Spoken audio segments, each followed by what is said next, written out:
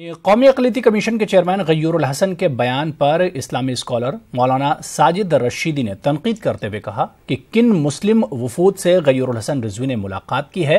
क्या दहली के मजदूर को वो मुस्लिम वफ्द कह रहे हैं?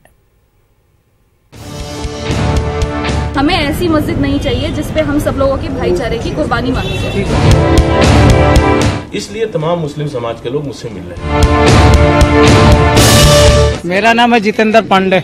400 रुपए रखे 400 रुपए देंगे, खाना देंगे, छोड़ देंगे, बस वो आ गए सब। देश की एक बड़ी अदालत में ये मामला लंबित है सुनवाई के लिए। गय्यूरुल हसन उन तमाम ऑर्गेनाइजेशन का नाम तो बताएं पहले, वो ऑर्गेनाइजेशन है कौन कौन सी जो इस फेवर में है कि राम मंदिर बनना चाहिए। मुस्लिम ऑर्गेनाइजेशन एक भी राम मंदिर के फेवर में नहीं है। हाँ, वो इस फेवर में जरूर है कि कोर्ट जो भी फैसला दे हम उसको मानेंगे, चाहे वो राम मंदिर के ही हक में फैसला आ जाए या बाबरी मस्जिद के हक में फैसला आ जाए। कोर्ट जो भी कहेगा उसको हम मानेंगे, इस फेवर में जरूर हैं।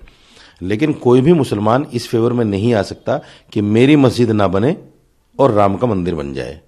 इस फेवर में तो कोई भी नहीं आ सकता, क्योंकि हमारी भी आस्था मस्जिद में है। आपकी आस्था जैसे राम में है, हमारी आस्था अल्लाह में है, उसके घर में है। तो ये इस तरह के जो बयानात हैं वो कहीं ना कहीं राजनीति से प्रेरित और अपने निजी फायदे उठाने के लिए इस तरह के लोग बयान देते हैं। इनकी अपनी कोई हैसियत नहीं है। माइनॉरिटी कमीशन का चेयरमैन आज है ये आदमी, कल नहीं होगा, कौन पूछेगा फिर।